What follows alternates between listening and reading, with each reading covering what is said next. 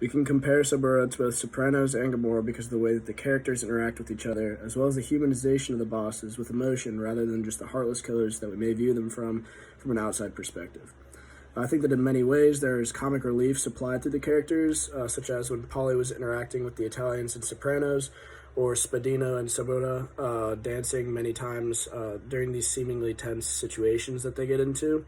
I think this type of relief offered by the Italian shows could also be with the characters' appearance, so they're humanized more than the scum that they are. Ranga mentions this by saying the majority of Italian serial televisual offenders in central roles are conventionally attractive. This was meant to make viewers like these characters more, since they can remain cool and sexy while completing these horrific crimes. This is definitely true in Gomorrah and Saburra because they do a lot of violent crimes, especially when compared to the Sopranos.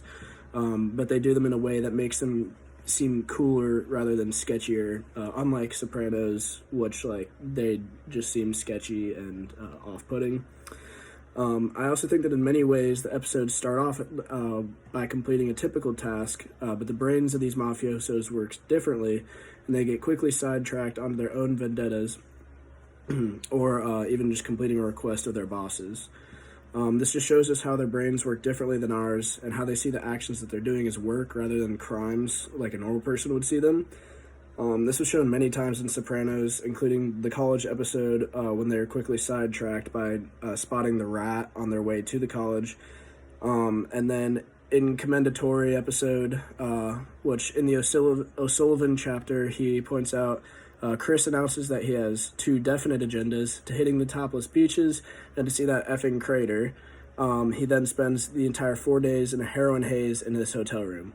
This was showing just how the criminal mind works and how the show allows the characters to be sidetracked, especially when it's doing something terrible such as heroin, when they could be having more fun that a normal person would think of. It was also shown in Saburra because at the end of the first episode, all three men are there to conduct their own business, but as soon as they noticed the priest in the party full of hookers, they decided to team up and blackmail him for money. This is not what the common person would think to do, but once they get that idea in their heads as criminals, they run with it. And this just showed how the criminal protagonist can walk into a room and see a situation much different more than any of us might with just the common viewpoints and brain.